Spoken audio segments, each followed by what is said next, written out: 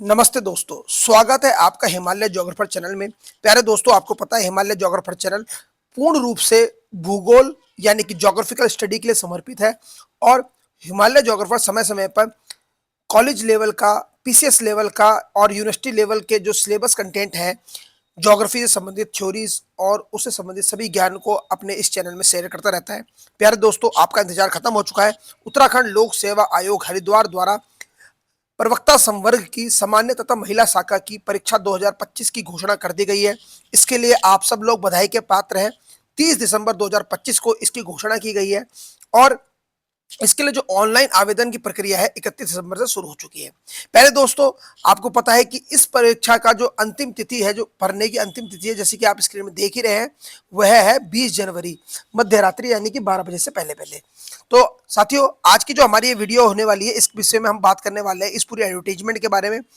इसमें आपको भरते समय क्या क्या सावधानी बरतनी है, पहले तो इसमें बात कर लेते हैं और फिर हम आज का जो मुख्य विषय है, जो वो हम जिसके बारे में बात करने वाले हैं, हम बात करेंगे ज्योग्राफी की। जो इसमें 5 यूनिट आपको कवर करनी है, अपने एग्जाम की प्रिपरेशन कैसे करें और इसमें किस प्रकार के क्वेश्चन बन सकते हैं और किस तरीके से हमको ये पांचों यूनिट को समझना है।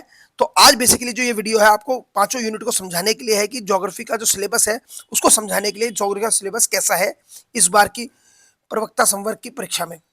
तो दोस्तों, आपको जैसे पता है, जिसने पहले एग्जाम भरा है, जिसने ये अक्टूबर 2024 में ये पहले वैकेंसी निकली थी, 18 अक्टूबर 2024 को निकली थी, जैसे आपको देख रहे हैं यहाँ पे 18 अक्टूबर 2024 को ये वैकेंसी निकली थी और उसके बाद जो है आयोग द्वारा इसको निरस्त कर दिया गया था।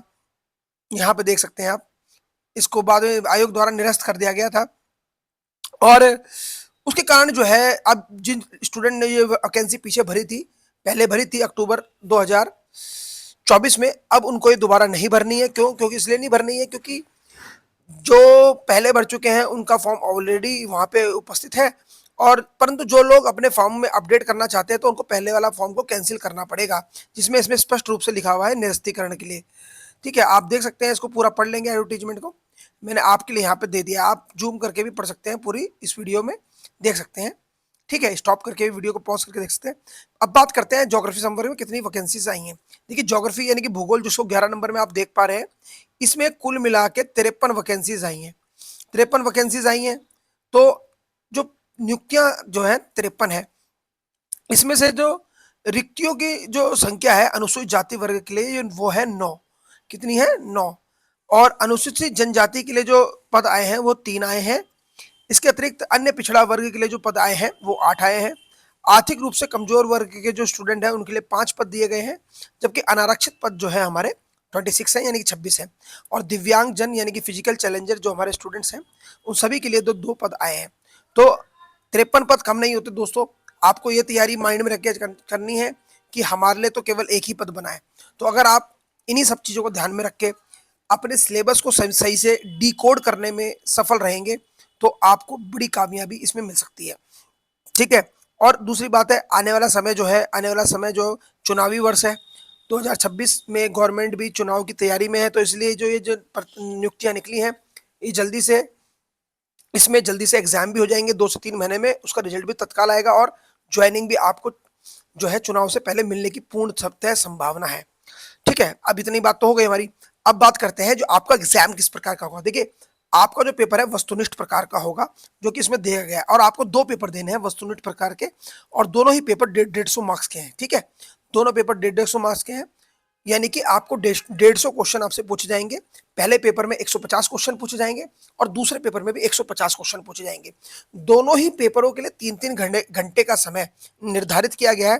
पेपर 1 के लिए आपको 3 घंटे का समय मिलेगा, 150 क्वेश्चन करने होंगे और 150 ही उसके अंक होंगे, और दूसरे पेपर में के लिए भी आपको 150 अंक का वो होगा, 150 उसमें क्वेश्चन होंगे और 3 घंटे का समय मिलेगा। तो ये आपको ध्यान में रख के चलना है। अच्छा, अब यहाँ पे मैं आपका ध्यान किस ओर आकर्षित करना चाहता हूँ। अगर आपको 18 अक्टूबर 2024 की वैकेंसीज याद होंगी तो आपको नहीं भूलना चाहिए कि 18 अक्टूबर 2024 में जो वैकेंसी आई थी, उसमें पहले आयोग द्वारा ये घोषित किया गया था कि जो परीक्षा है वो वस्तुनिष्ठ प्रकार की भी होगी और व्याख्यात्मक भी होगी, यानी कि सब्जेक्टिव और ऑब्जेक्टिव दोनों तरीके से पेपर होगी, और एक गिवन स्पेस में आपको अपना आंसर लिखना होगा। यानी कि लिखने वाले आंसर की पहले 2000 अक्टूबर 2024 में बात की गई थी, परंतु बाद में आयोग द्वारा करेंडम निकाला गया और उसमें करेक्शन किया गया और उसमें बाद में कहा गया कि अब दोनों ही पेपर जो है ऑब्जेक्टिव टाइप के होंगे। परंतु यहाँ पे मैं आपको क्या बताना चाहता हूँ, जो अभी ये फ्रेश विज्ञप्ति निकली है हमारे दिसंबर 2025 में, ये जिसकी हम बात कर रहे हैं, इसमें जो एडवर्टाइजमेंट आई है, ये जो एडवर्टाइजमेंट है, इसमें दोनों पेपर हमारे वस्तुनिष्ठ प्रकार के हैं, यानी कि वैकल्पिक होंगे। 4 आपको विकल्प दिए जाएंगे, चारों में से एक टिक करना होगा आपको। तो यहाँ पे ध्यान रखना है कि कहीं ना कहीं आयोग के माइंड में ये है कि आपको कुछ डिस्क्रिप्टिव आपसे पूछा जाए। तो पहले के जो 2018 में जो आयोग द्वारा परीक्षा ली गई और 2021 में भी जो परीक्षा ली गई थी लेक्चरार नियुक्तियों के लिए, उसमें जो है वस्तुनिष्ठ प्रकार के क्वेश्चन पूछे गए थे। परंतु इस बार जो क्वेश्चन जो है कथन कूट वाले बन सकते हैं। अब यहाँ पे जब मैं कथन कूट वाले क्वेश्चनों का बोल रहा हूँ, तो इसमें एक कथन दिया जाएगा और उसका कूट भी दिया जाएगा। ठीक है, कथन कूट। और हमारा कथन कूट वाले जो क्वेश्चन होते हैं, इनको करने के लिए आपको काफी डिटेल से आपको ज्ञान होना चाहिए और आपको ज्ञान के साथ साथ आपको उसके जो कॉन्सेप्ट बिल्कुल आपके माइंड में क्लियर होने चाहिए। ठीक है प्यारे दोस्तों, तो आपको इस चीज को ध्यान रखना है कि जो आपका आंसर है, जो आंसर है वो बिल्कुल सटीक हो। तो आपको जो इस बार तैयारी करनी है वो कथन, कारण और कूट के हिसाब से, कोड के हिसाब से अपने क्वेश्चन को बनाना है। आंसर उसमें के लिए तैयार रहना है, मानसिक रूप से तैयार रहना है कि आपको इस बार क्वेश्चन जो है कथन, कारण और कोड वाले क्वेश्चन आ सकते हैं, जिसको मैं बाद में अपनी यूट्यूब वीडियो में क्लियर करके बताऊंगा कि किस प्रकार के क्वेश्चन बन सकते हैं। तो आप मेरे साथ हिमालय ज्योग्राफी चैनल में बने रहेंगे, तो आपको जरूर मैं इसमें बताऊंगा कि किस प्रकार के क्वेश्चन इसमें बनेंगे। तो अब बात करते हैं, जो आपका जो सिलेबस है वो इंग्लिश और हिंदी मीडियम में भी दिया गया है, आप देख सकते हैं। ठीक है, यहाँ पे क्वेश्चन सिलेबस आपका इंग्लिश मीडियम में दिया गया है। ठीक है, और इसके बाद जो मैं नीचे ड्रैग कर रहा हूँ, इसके बाद जो आपका जो सिलेबस है हिंदी मीडियम में दिया गया है। तो आप देख रहे हैं कि आपका पेपर 1 और पेपर 2 है। अब यहाँ पे ध्यान रखना है आपको कि जो आपका भूगोल पेपर 1 है, आपका जो भूगोल पेपर 1 है उसमें, उसके लिए आपको जो तैयारी करनी है, उसमें केवल और केवल 4 यूनिट क्वेश्चन, 4 यूनिटों से क्वेश्चन आ रहे हैं। कितनी यूनिट से क्वेश्चन आ रहे हैं? 4 यूनिट से क्वेश्चंस आ रहे हैं पेपर 1 के लिए। पेपर 1 के लिए 4 यूनिट से क्वेश्चंस आ रहे हैं। और ये 4 यूनिट कौन कौन सी है? तो सबसे पहले आप देखिए भूगोल एक विषय के रूप में आप देख रहे हैं, भूगोल एक विषय के रूप में पहला जो है, भूगोल एक विषय के रूप में मैं इसको अंडरलाइन कर रहा हूं, भूगोल एक विषय के रूप में पहला यूनिट ये है। दूसरी यूनिट है भौतिक भूगोल की, दूसरी यूनिट भौतिक भूगोल की है।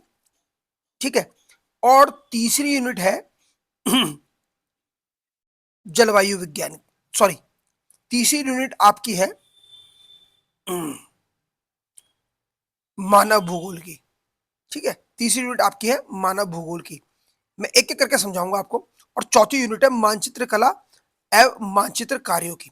ठीक है, अब यहाँ पे ध्यान दीजिए, मानचित्र कला और मानचित्र कार्य, अब चारों यूनिट को मैं समझा रहा हूँ, ध्यान से समझिएगा। अगर आप इसमें थोड़ा सा चूकेंगे तो फिर समझ नहीं पाएंगे। देखिए पहली जो यूनिट है भूगोल एक विषय के रूप में, जिसको मैंने अंडरलाइन किया है, आप ये देख सकते हैं, भूगोल एक विषय के रूप में जो ये यूनिट है आपकी, ये पूर्णतः आपकी भौगोलिक चिंतन के इतिहास के विषय में है। किसके विषय में?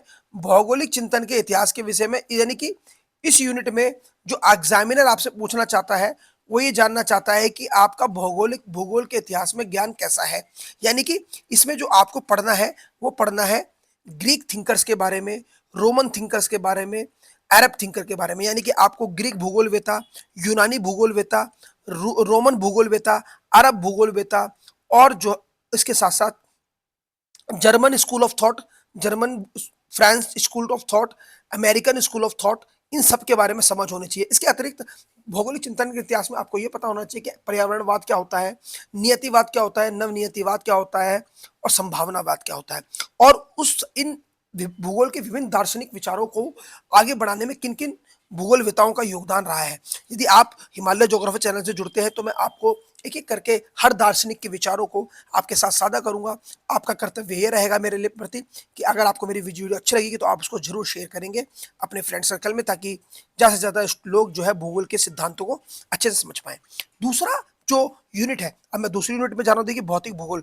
अब देखिए जो दूसरी यूनिट है भौतिक भूगोल की, बहुत लार्ज यूनिट है बेटा, ये बहुत बड़ी यूनिट है। बहुत बड़ी यूनिट इसलिए मैं उसको बोल रहा हूँ क्योंकि भौतिक भूगोल यानी कि फिजिकल ज्योग्राफी, इसके 4 उपविषय हैं। 4 उपविषय यानी कि पहला उपविषय है भू आकृति विज्ञान। कौन सा है? भू आकृति विज्ञान।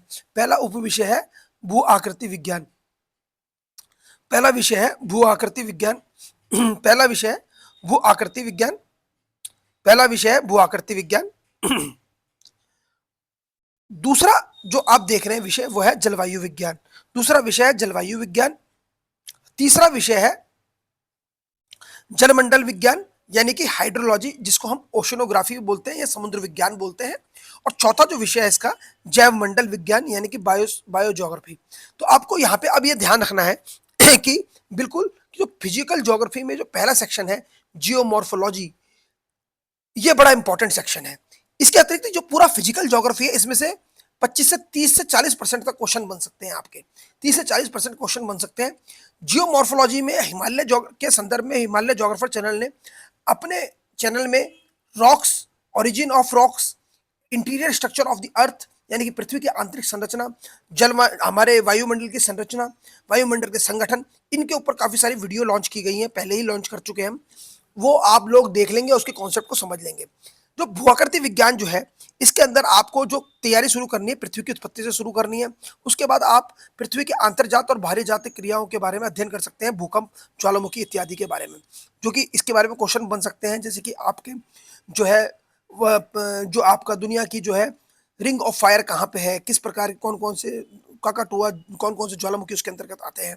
इसके बाद भू आकृति विज्ञान के साथ साथ हम इसमें हमको ये भी देखना है कि जो जो विभिन्न कारकों द्वारा जो स्थलाकृतिक निर्माण होते हैं, जैसे नदी द्वारा कौन कौन सी स्थलाकृतियों का निर्माण होता है, पवन द्वारा कौन कौन सी स्थलाकृतियों का निर्माण होता है, भूमिगत जल द्वारा, ग्लेशियर द्वारा, ठीक है, तो इसके द्वारा कौन कौन सी भू आकृति का निर्माण होता है, वी आकार की घाटी कैसे कहते हैं, यू आकार की घाटी कैसे कहते हैं, ये सब जो है हम भू आकृति विज्ञान में डिस्कस करते हैं। यानी कि भूमि के ऊपर जो भी आकृति जो बनती है वह अपर्दन के कारकों द्वारा निर्धारित की जाती है, जिसको हम समझने का प्रयास करेंगे। ठीक है, प्लेट विवर्तनी के समाज सिद्धांत को समझने का प्रयास करेंगे अपनी इस यात्रा में, प्रवक्ता के जो पेपर है इसको क्लिंच करने की यात्रा में। दूसरा जो जलवायु विज्ञान है बड़ा महत्वपूर्ण वो है, इसमें सौर तप हो गया, इंसोलेशन हो गया, जलमंडल, वायुमंडल, इसके साथ साथ तापमान, वायुदाब और वायुदाब पेटियां, विभिन्न प्रकार की पवनें, ठीक है, इनके बारे में पढ़ेंगे, भारतीय मानसून, ये सब पढ़ना पड़ेगा आपको। ये सब जो है बड़ा इंपॉर्टेंट है। कोपेन का जो क्लासिफिकेशन है, कोपेन का भी दो क्लासिफिकेशन है, एक वैश्विक मौसम की क्लासिफिकेशन कोपेन द्वारा प्रतिपादित किया गया था और साथ साथ उन्होंने भारत के मौसम को भी प्रतिपादित किया गया था। तो आपको ये सारी चीजें बहुत बिल्कुल ध्यान में रख के बिल्कुल तैयारी करनी है अपनी कि भैया कि हमको जो है जलवायु विज्ञान भी बहुत अच्छे से पढ़ना है। ये सारा जो कंटेंट है आपका पेपर 1 के लिए बता रहा हूं मैं अभी आपको, ठीक है। उसके बाद जो आपका जो जलमंडल विज्ञान है, वास्तव में जलमंडल विज्ञान ना समझ के इसको हम अपने कॉलेज में स्टूडेंट्स को पढ़ाते हैं, ये समुद्र विज्ञान है। क्या है ये? समुद्र विज्ञान। तो अगर आपके पास जलमंडल विज्ञान आपको पढ़ना है तो आप समुद्र विज्ञान की कोई सी भी अच्छी किताब ले लें, जो कि सविंदर सिंह की किताब है।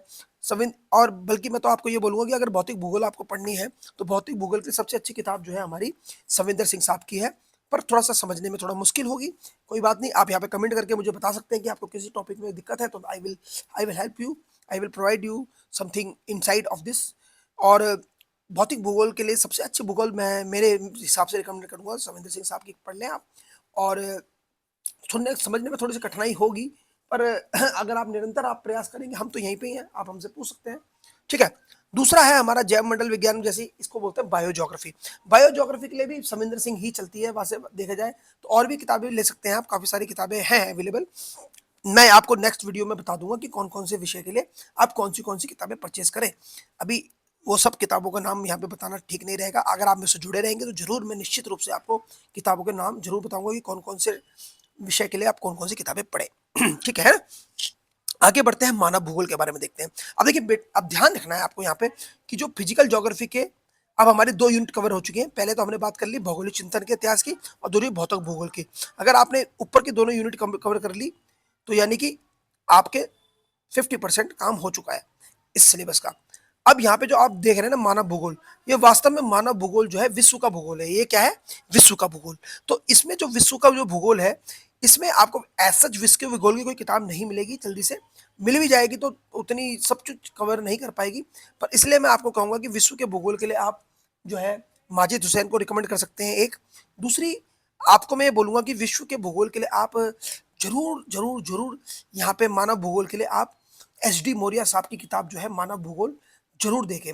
उसके अतिरिक्त चतुर्बुध मौर्य साहब की किताब आप दे सकते हैं। चतुर्बुध मौर्य साहब की किताब है, बहुत अच्छी किताब है, उसको भी आप देख सकते हैं। एच.डी. मौर्य, चतुर्भुज मौर्य अच्छा लिखते हैं मानव भूगोल में। माजिद हुसैन को मैं मानव भूगोल के लिए इसमें सजेस्ट नहीं करूंगा। हाँ, वैश्विक भूगोल में माजिद हुसैन को आप पढ़ सकते हैं, विश्व के भूगोल में। तो मानव भूगोल के अंतर्गत आपको सारा सिलेबस कवर करना है। मानव भूगोल की परिभाषा क्या है, उसके विश्व में जनसंख्या का वितरण क्या है, विश्व में जनसंख्या वृद्धि किस प्रकार से हुई, जनसंख्या घनत्व किस किस इलाके में कैसा है, किस किस इलाके में जो नगरीकरण, ग्रामीण जनसंख्या, नगरीय जनसंख्या अनुपात क्या है। और सबसे बड़ी बात यह है कि इसमें यह भी जान लेना जरूरी है कि जनसंख्या के साथ साथ जनसंख्या के आंकड़े हम कहाँ किन किन स्रोतों से प्राप्त करते हैं वैश्विक स्तर पर। ठीक है, आपको ये ध्यान रखना है। उसके बाद ये सिलेबस सीधा प्राथमिक क्रिया, द्वितीयक क्रिया और तृतीयक क्रियाओं में चले जाता है। ठीक है, आप देख रहे हैं यहाँ पे प्राथमिक क्रियाओं के अंदर कौन कौन सी क्रियाएं आती हैं, जैसे कृषि हो गई, ठीक है, और बहुत सारा पशुचारण हो गया, पशुपालन दुनिया का कहाँ कैसे है, इसमें ये देखना है आपको। यहाँ पे सिलेबस दिया गया है, आप जूम करके देख लेंगे, ठीक है। दूसरा द्वितीयक क्रिया, आपको पता है कि द्वितीयक क्रिया किसे कहते हैं, मैन्युफैक्चरिंग इंडस्ट्रीज। दुनिया की मैन्युफैक्चरिंग इंडस्ट्रीज के बारे में आपको मानव भूगोल में पढ़ना होगा, और कहाँ कहाँ पे जो हैवी कुटीर उद्योग है, कहाँ लघु उद्योग है, कहाँ वृहत उद्योग है, कहाँ कृषि प्रोसेसिंग इंडस्ट्रीज हैं, इन सब के बारे में बात करेंगे। औद्योगिक क्षेत्र कहाँ कहाँ पे है, खनिज कहाँ पे है, खनिज उद्योग कहाँ पे है, कहाँ पे हैवी उद्योग है। तृतीयक क्रियाओं के अंदर हम मुख्य रूप से परिवहन इत्यादि को देखते हैं। पर्यावरण, व्यापार, पर्यटन, सेवाएं, तृतीयक सेवाएं होती हैं, जिसको हम देखेंगे कि कौन कौन से क्षेत्र जो है आज के समय में तृतीयक सेवाओं के रूप में उभर रहे हैं। चतुर्थ श्रेणी में आप चतुर्थ क्रियाओं में हम देख सकते हैं सूचना प्रसारण केंद्र कौन कौन से हैं और क्या क्या उनका विस्तार हो रहा है, ठीक है, और संलगित जनसंख्या के बारे में। ये जब मानव भूगोल की बात हो गई, तो अब तक जो है आप पेपर नंबर 1 का 3 यूनिट कर चुके होंगे अगर आपने मानव भूगोल को कर लिया। तो इसमें सबसे जो डिफिकल्ट यूनिट जो आपको मिलेगी, जिसके ऊपर कभी कंटेंट नहीं है, हमारा YouTube channel Himalaya geographer channel ही एक ऐसा चैनल है जहाँ पे आप plane scale scale conversion of scale के बारे में वीडियो देख सकते हैं। हमारी पहले से ही हमने इसमें काफ़ी अच्छी वीडियोस बना रखी हैं।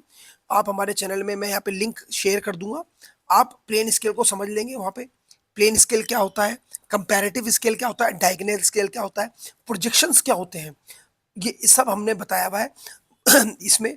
तो मानचित्र कला का जो सेक्शन है, बड़ा ही इंपॉर्टेंट सेक्शन है मित्रों, क्योंकि आप सब लोग शिक्षक बनने जा रहे हैं और 11th और 12th के स्टूडेंट्स को आपको पढ़ाना है, ठीक है, यानी कि उच्चतर माध्यमिक के बच्चों को। तो आपको प्रैक्टिकल फाइल तो बनवानी पड़ेगी। ज्योग्राफी एक प्रैक्टिकल विषय है, बिना प्रैक्टिकल कराए हुए आप तो कोई भी बच्चा 12 पास नहीं कर सकता, 11 पास नहीं कर सकता। तो आपको बच्चे को प्रैक्टिकल में क्या क्या पढ़ाना है।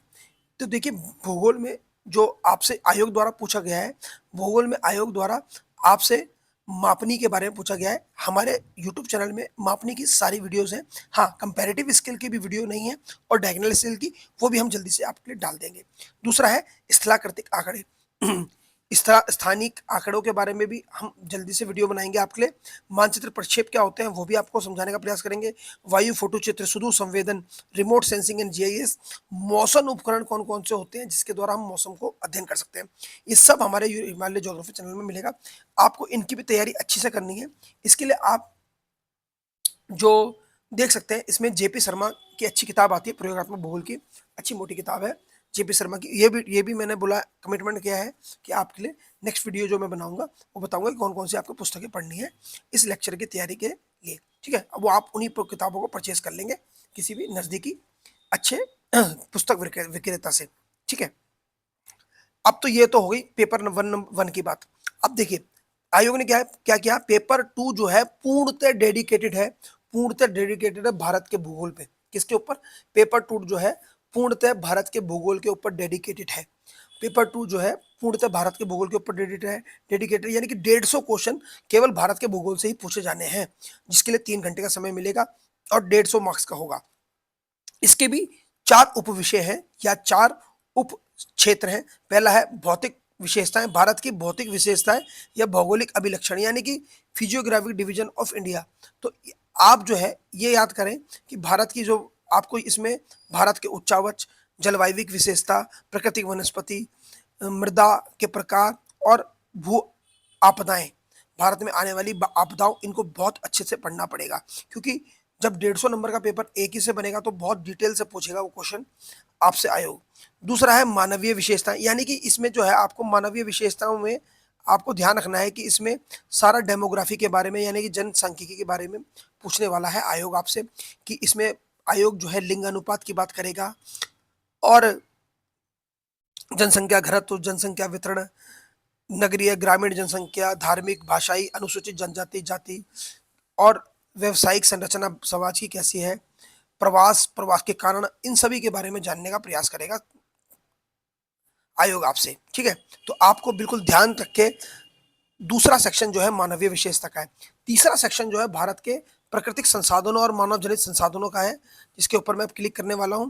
आप इसको जूम करके देख लेंगे। ये प्राकृतिक संसाधन और मानव जनित संसाधनों क्या है। देखिए, प्राकृतिक संसाधनों के अंदर आपको पता है कौन कौन से संसाधन आते हैं हमारे। जल संसाधन है, प्राकृतिक संसाधन है, खनिज संसाधन है और हमारे ऊर्जा संसाधन है। तो बेसिकली 3 संसाधन आपको पढ़ने हैं, जल संसाधन, खनिज संसाधन और ऊर्जा संसाधन। इन सब के बारे में भारत के सभी, भारत का जो खनिज वितरण मानचित्र है, भारत का जो ऊर्जा उत्पादन मानचित्र है, उसके बारे में अच्छे से ज्ञान आपको अर्जित करना है ना। तो बिल्कुल आपको बिल्कुल सीरियसली पढ़ना है इसको, क्योंकि प्रत्येक सेक्शन से क्वेश्चन आएंगे। अच्छा, अब मैं आपको एक और बता दूं, चौथा जो सेक्शन है भारत के भूगोल का और अंतिम सेक्शन जो है, ये आर्थिक क्रियाओं का है। वीडियो ज़्यादा लंबी ना करते हुए मैं आपकी बात, अपनी वाणी को भी विराम देना चाहूँगा, क्योंकि आपके बाद हमारा लगातार संपर्क आपसे बना रहेगा और आपके लिए और भी वीडियो हम बनाते रहेंगे। ठीक है, आर्थिक भूगोल के अंदर आपको पढ़ लेना है भारत के कृषि के बारे में।